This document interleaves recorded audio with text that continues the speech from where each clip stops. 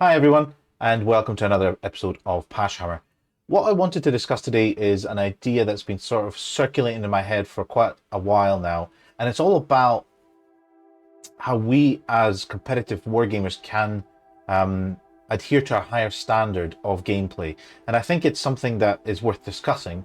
And I'll be 100% honest, I don't have everything figured out. It's really just been an idea, and I'm hoping for a little bit of input from yourself, as well as a few ideas that have been bouncing around. So, like anything these days, I've gone to AI to ask me questions. So the way that this is going to structure is I'm going to read out some questions that the AI bot has suggested, and then that hopefully will sort of flesh out this idea that we've got in here. The whole idea behind this is that there should be a higher level of competitive gameplay that we should all try and aspire to. We won't always get there, but as long as we do our best to try and aim for it, it's going to improve our games, it's going to improve our gaming scene, it's going to make for some really good interactions, and it'll make some friends and good opponents along the way. And I think that's definitely something that's worthwhile. So next question. Do you see this as an issue in your local scene or more broadly in Warhammer? Look, I think we've all had a crappy game in the past at some point or another. And if we're honest with ourselves, we've probably given a crappy game once or twice in our life as well. So I think this isn't there in order to catch anybody out. I think this is really just an idea to have goals to aim for. I've noticed that, especially within this new edition of Warhammer Old World, there is a lot of interactions, mostly online, with people arguing about rules, arguing about how to interpret this, how to interpret that. And I think people don't always discuss these in a most constructive way. And I think this comes up during competitive play the most. So I think it's something that we should probably address, and something that needs to be looked at. And I think that's something that's the reason we have it, because I think we need to improve it. Are you framing this for beginners, seasoned players, or both? I think this is applicable to everybody. From the most highly competitive players that have been around and played hundreds of games to people just getting into the Warhammer Old World hobby.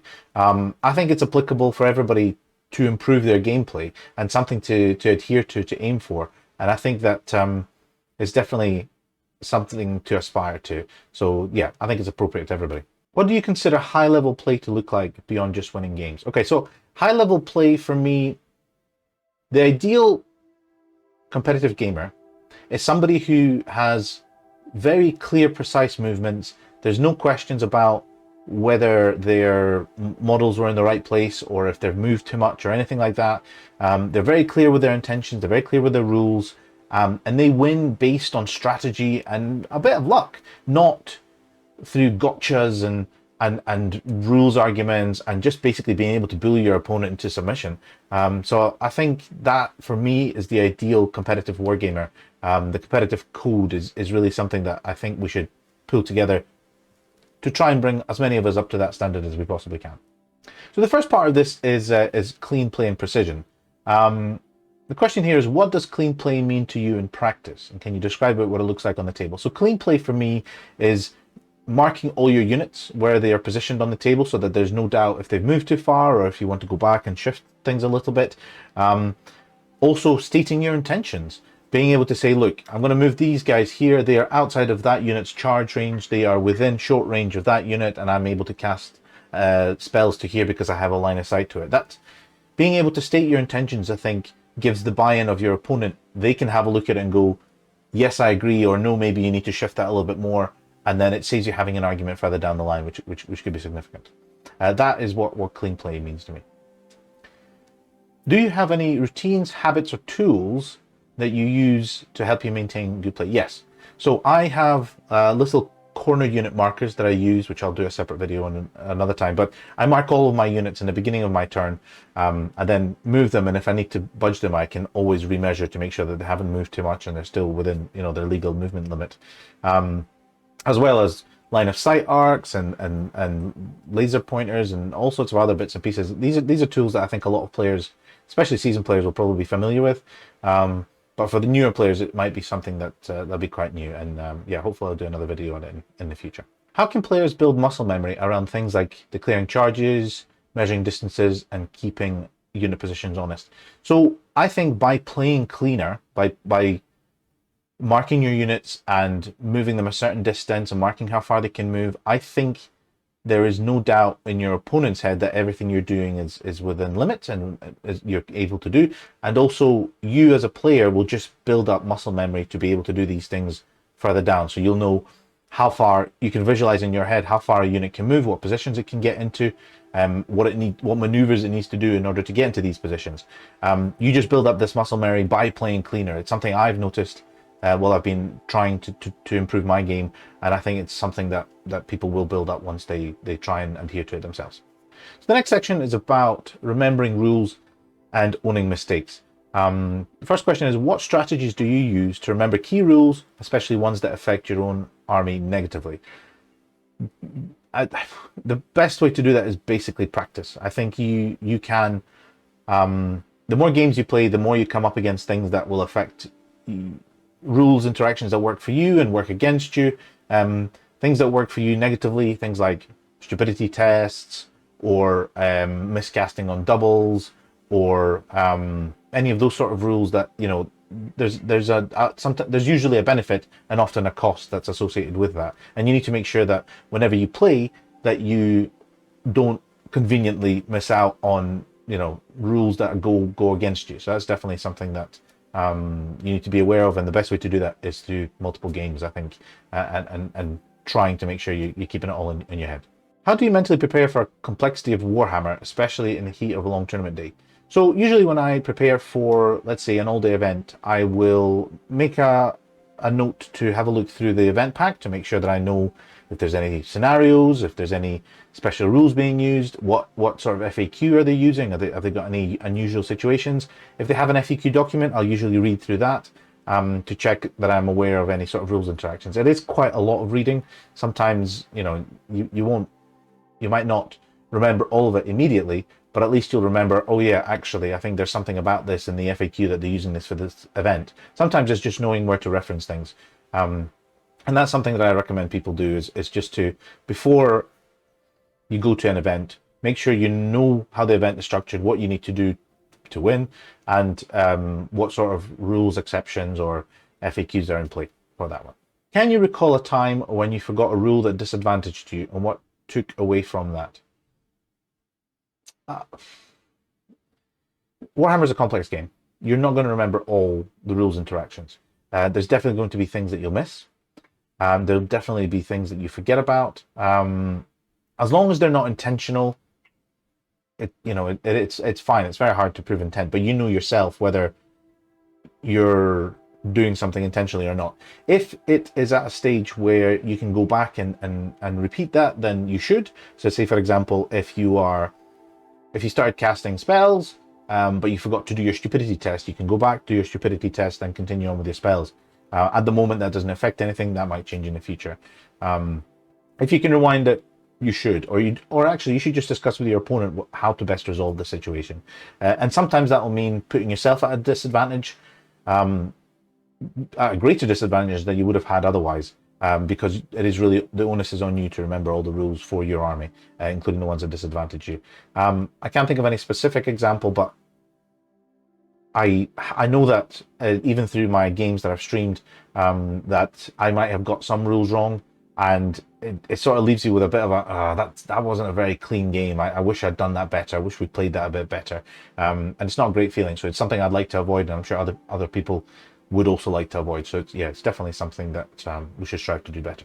Do you think that there's a difference between forgot and conveniently forgot, and how should they be approached if you see it happening? Yeah, I mean, definitely. I have seen people conveniently forget rules that don't affect them. So in a way, at this higher level of gameplay, you need to know not only your own army's rules, bad and good, but also your opponent's army's rules and how it can affect them. For example, let's just say the Staff of Denoir for vampires, it allows you to raise a second time, but if you roll you need to roll a dice after it, and on a 1 you take a wound. If your opponent doesn't remember that, you really should remember that to make sure that they're doing it properly. So sometimes it means not only knowing your own rules, but also knowing the rules of your opponent's army as well. It's quite tricky. Again, it's a higher level of gaming. It's not something that we'll all do from day one, but it is hopefully a level that we can aim for as we all get better at the game as well. So this next section is all about gotcha moments. A gotcha moment is basically a rule that creates a negative play experience between you and your opponent. It's something that catches people out, something sort of like, for example, Sisters of Avalon and a lot of Wood Elves have evasive on them. That means that when you target them in a shooting phase, they get to make a fallback in good order before you can continue with your targeting. If you happen to find that your weapon, whatever the shooting weapon is that you're targeting them with, is now out of range, you will waste your whole entire shooting turn with that unit. That's a gotcha moment. That leaves quite a negative experience for your opponent. And it's good and polite to avoid these sort of situations and let your opponent know about them. Now, you're not trying to play your opponent's whole game for them, but it's nice to remind them of, oh, just remember that guy has Killing Blow, or that guy has is ethereal, and you don't have magical attacks. So it's these sort of things that create a better gaming experience for you and your opponent. Have you ever won or lost a game because of a rule your opponent didn't know? And how did you handle that? I've definitely lost games because there were interactions that I wasn't aware of, especially in the beginning of the edition when everything is new. I've probably played people where they weren't aware of certain FAQ changes because these changed from some events to another, and that can feel like a gotcha moment as well. It never feels good to win a game because somebody didn't understand how a rule interaction worked. If you can avoid it, it very much encourages you to avoid that sort of gameplay experience if you can. Do you remind your opponent of potential traps or game-changing interactions? Yes, that's what I try and do. Again, you're not trying to play your opponent's game for them, but it is very good and it's very polite to remind your opponent, remember they have evasive, so before you target them with something, maybe you want to consider that, or all of these things. It's a give or take. If you remind your opponent will remind you about things. It's a higher level of competitive gaming, and I think it's something we should strive for. How can players balance sportsmanship with competitive ambition? Okay, everybody likes winning games, okay? But I think more important than winning games is how you play your games, how you conduct yourself with your opponent. And if you walk away from a game having held yourself accountable to the highest level of competitive gaming, the result of the game doesn't matter. Your opponent has had a good game. You can feel good about yourself. You can feel proud about how you played. And if you win, fantastic. It's a great feeling. If you don't win, totally fine, because you still have played it the best way that you can, and therefore there's absolutely nothing to be ashamed of there. I think it's much worse to be one of these people who sort of wins. Used to be called win at all costs, or whack players, who basically just push and bully their way into winning games. And I don't think that doesn't give you a good reputation. People want to stop playing you, and it's definitely something best to avoid. So yeah, I think it's more important to play well than it is to win. So this next section is all about resolving disagreements, and it's basically when you're unsure about rules interactions. The first question is, what is your approach when a rules disagreement arises during a game? So the first thing I would normally do is I would look in the rule book for the reference of the specific rule interaction that I believe it goes for. I actually use an online app. I think a lot of people use that as well. It's a lot easier to search for things. Then I would normally look for an FAQ answer on either GW or one of the community FAQs, or whatever the FAQ is for the event that we're playing in, or sometimes have a rules interaction. Maybe this has been discussed on the forums. If that doesn't work, if you've looked through the rules, it's still ambiguous, I think the fastest, cleanest way is literally just to rule off for it, 4-up it, or whatever you want to do. Just rule off for it. You don't want to get bogged down in rules arguments. It doesn't create a very good atmosphere or experience for either player. Just 4-up it and then discuss it afterwards, and take it as a learning point. How do you keep things calm when the stakes are high, especially in a tense event? I think this comes with experience, to be honest. The more games you play, the less the outcome of games matters, or at least I think the less bothered you are about a bad game, basically, or just an unlucky bit of dice. Like, yeah, it sticks with you in the short term sometimes. Like, you think, if that dice roll went a different way, I could have won the game, I could have won an event, whatever. You learn from it, you avoid it, you move on. It really, honestly, does not matter. What you do remember, however, is how that person treated you and how you treated that person, because that lives beyond your game. You remember, you don't remember the game so much, but you do remember how people treat you. So best thing I can do is recommend for you just be calm, be like, I think this works like this, you think it works like that, let's have a look at it. We can't decide. Can we 4-up it, or can we call over a TO? And that leads me on to the next question. Should players call a TO more often than they do? TO, tournament organizer, or a judge? I think you should only call a TO across to your table when you cannot resolve a dispute between yourselves. I've seen people call TOs across for like basic rules checks, and that just wastes everybody's time. I think you don't learn as a player, and also your TO has other things to do, so it kind of bogs them down as well.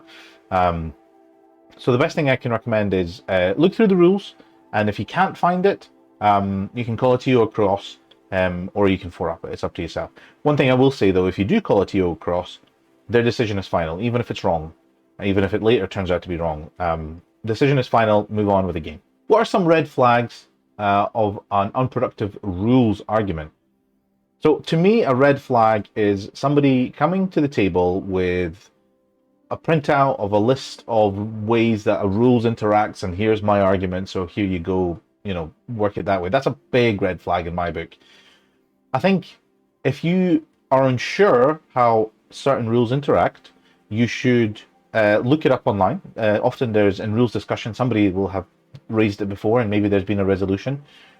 If that's still not the case, you can ask the TO and say, look, this is how I believe it works, do you agree? And essentially gives them a way to vet the sort of rules interaction. If that's not the case, what you can end up with is a very negative experience where you turn up and you start arguments with all your opponents. And that doesn't really leave you with a very good reputation. So I would say a big red flag is if you know that a rules interaction might cause questions and you haven't asked for it in advance. That's probably a red flag. And that brings us to the conclusion. This is basically the idea that I've got so far. It's obviously not fully developed. I definitely would love your input for it. But basically it's a higher level of competitive play, the competitive code, of which the first part is clean play and interaction, making sure that all your intentions are stated, your movement is clear, and everything is marked out. Remembering rules and rules interactions, both your own, positive ones, negative ones, as well as your opponents, if you can. That's very important as well. Avoiding gotcha moments. Nobody likes gotchas. Remind your opponent about gotchas. Definitely not something that you'd want to win games on. And lastly is just being sporting about resolving disagreements. Basically coming into it with an open mind, knowing how to reference things, where things might be listed. You start to become quite good at it after a while. And just having the benefit of the doubt. You could be wrong, or your understanding of a rule could be wrong. That happens all the time.